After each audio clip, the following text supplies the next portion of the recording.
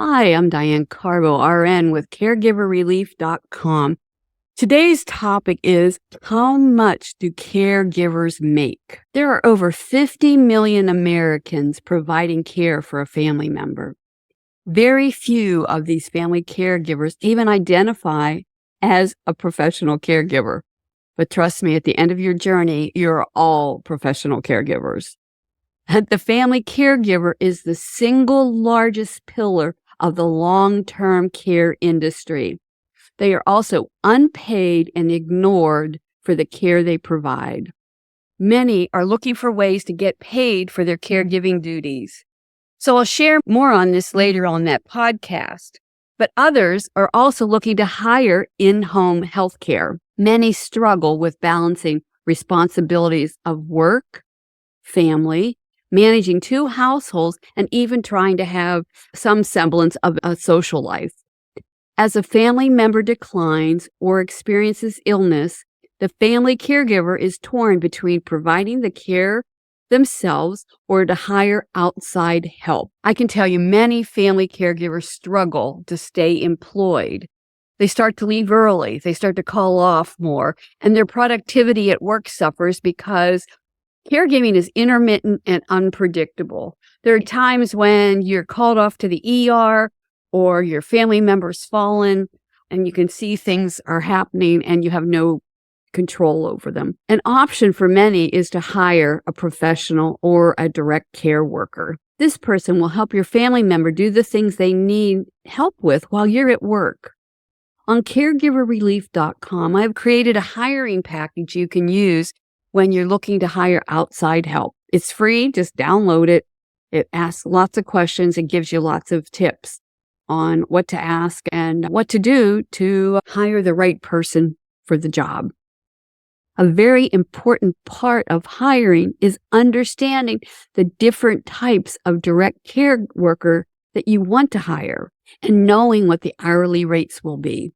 Wages will depend on if they're from an agency or if they're an independent worker, what they call a 1099, and it will depend on what state they live in as well as some other factors. Today, I'll give you an idea about cost. Some family caregivers are looking to provide care for their family member and want to get paid to do. Later in this podcast, we'll discuss this in a little more detail. Others are considering hiring the services of someone else. There are many things to understand before you begin. What is the standard in your area and what to look out for? And when is it time to seek financial support for these services? The most surprising fact that many family caregivers learn is that Medicare does not cover unskilled care. What does that mean, unskilled care? Unskilled care is usually paid for out of the aging senior family member savings or a long-term care insurance policy or through other types of resources such as Medicaid and veterans programs. Unskilled care is known as non-medical care provided, and it's usually done by a certified nurse's assistant or a home health aide, but there are many different types of in-home health workers. The home health care aide will provide personal care services. They help with supporting your family member with activities of daily living. They may help with dressing, bathing, cooking, and light housekeeping, and even offer medication reminders. There are also companion or sitter services. The aide may provide transportation to medical appointments, the hairdresser, grocery store, or to the local park just for some air or other short errands. They can provide companionship, prepare a meal, and do some light housekeeping tasks. Then we have travel companion services. This is a growing field for the aging population. You can actually hire someone to escort you on your flight to and from your destination and be a companion while you are vacationing. Many use these services so they don't have to travel alone. Many family caregivers find comfort in having someone travel with their aging family member. Some take the travel companion on the vacation with them to allow them to have the opportunity to enjoy their vacation too and get a little break from their caregiving duties. Now, let's talk about how much do caregivers make an hour. That's going to depend on if you're using an agency or hiring somebody privately as an independent employee. Determining the hourly rate of a caregiver depends on their employer and the state you are living in. The first step to determining the home care agencies you're available and if they have available staff. Be aware there is a growing shortage of direct care workers. So should you decide to go through a home care agency, I recommend that you identify 2 or 3 that you will work with, because my experiences led me to understand that you will always need a backup. And for many caregivers, they need a backup to the backup. If you're planning a trip away, always get extra coverage, because I can tell you people have had to cut their vacations short or even cancel their vacations because somebody didn't show up for a shift. Some home care agency services may be supported by statewide programs, but this will differ from state to state. So let's talk about the hourly rate for an agency caregiver. Home care agencies employ professional caregivers, such as RNs, to provide skilled care. They provide medical care for your family member. The aides, companions, sitters, and travel companions assist your loved one with daily life activities, such as preparing meals, bathing, and dressing. This is a sad statistic. The national average hourly rate for a home care aide is around $13.50 per hour, and that's 2022. Of course, depending on the state, this will greatly differ. The low wages are one of the reasons we are experiencing a shortage of direct care workers.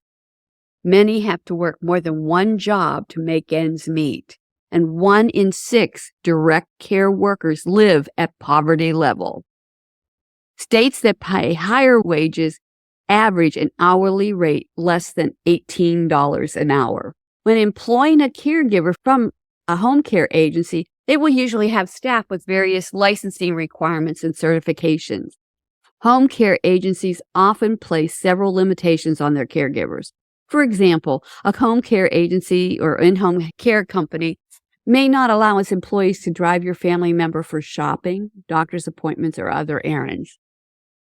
This is important to know before you hire from an agency, because if you want someone with more flexibility, an independent caregiver may offer a more ideal option. Now let's discuss the rates for an independent caregiver or self-employed caregiver. In contrast to home care agencies, individuals can operate as a self-employed caregiver. It's called a 1099 employee. They do not have the backing of a company. The issue with this is the family must act as the independent caregiver's employer due to the requirements by the IRS. In some states, the caregiver must be classified as an employee, not a contractor, not an independent contractor. This is going to be a growing trend as the direct care workers are treated poorly by so many of the home care agencies. It's important to know that these agencies actually charge up to 75% more above the rate they pay the home health aide. That's to meet their office expenses, pay the administrator, pay the secretaries, that kind of thing.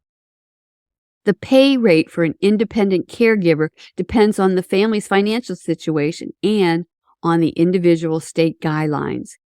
I recommend that you take time to review the Gentward Costs for Care yearly report to see what the rates for a caregiver in your area are. This is a company that has a long-term care insurance sector. They are the experts at knowing what the latest rates are for all levels of long-term care, specific even to your zip code area.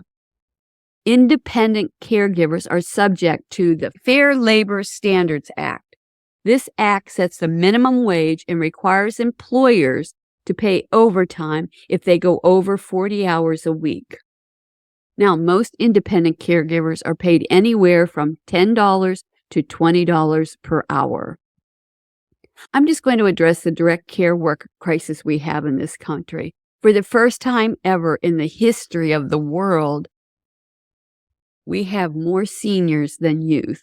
This is a global phenomenon. I share this because the rates you offer to get and keep good health and keep them, you must pay a competitive wage. I'll also share that it's hard to find good help. My years of experience have taught me that the family hires actually 7 different caregivers before they find one that has the same values and work ethic and meets your expectations. Independent caregiving may be more flexible and realistic for many family members, but many families feel that it's hard to compete with the rates the agency pay their workers. And I can tell you, you can actually save money because, as I said before, agencies charge as much as 75% more above the rate they pay the caregiver.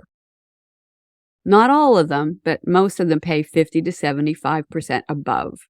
So yes, home care agencies pay their caregivers 30% more than those working independently. But I can tell you with the shortage, this is going to change.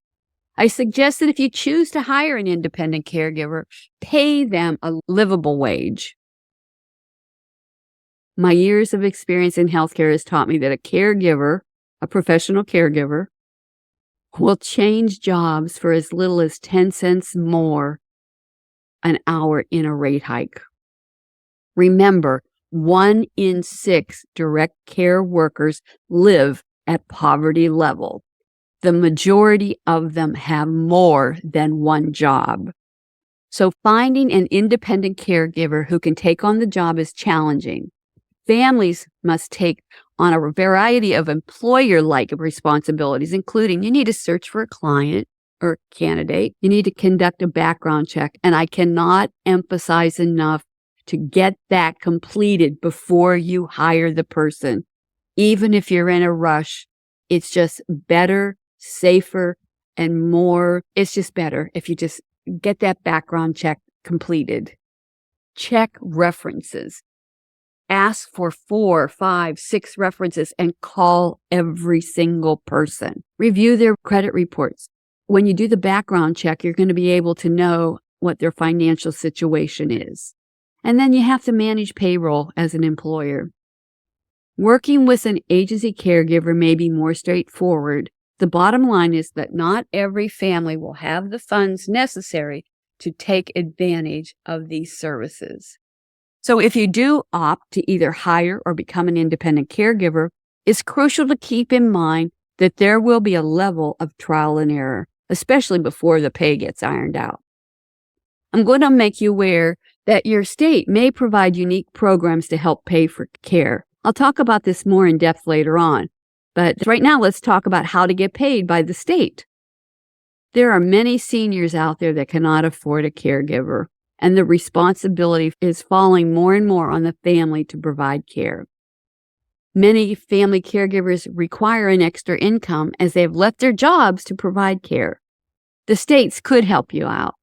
This will depend on your state, the program, and a caregiver's eligibility for compensation. Here are a few state-funded plans to keep in mind. Medicare services let the state provide funds to those who need them to afford home care services. To be qualified, there are so many hoops you have to jump through. First, your family member is assessed for their specific needs, abilities, financial status, and more. The financial status will need to be assessed. Many will need to spend down before they qualify for Medicaid.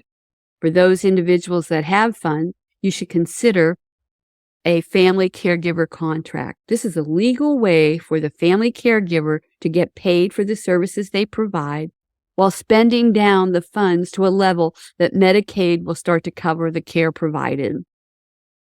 Next, detail a care plan listing what the needs are for daily living assistance, such as bathing and transportation to appointments and meals. Some states may need you to show a budget for everything you need for services. Again, I recommend that you use the Gentworth Yearly Cost of Care Report to see the cost of things in your area. Lastly, when you choose a caregiver, you to enact the service plan that you provide. Another program that may pay for outside help for the family caregiver is the Veterans Directed Care Program. It is available in 42 states, the District of Columbia, and Puerto Rico for any veteran. It's part of the Veterans Health Administration.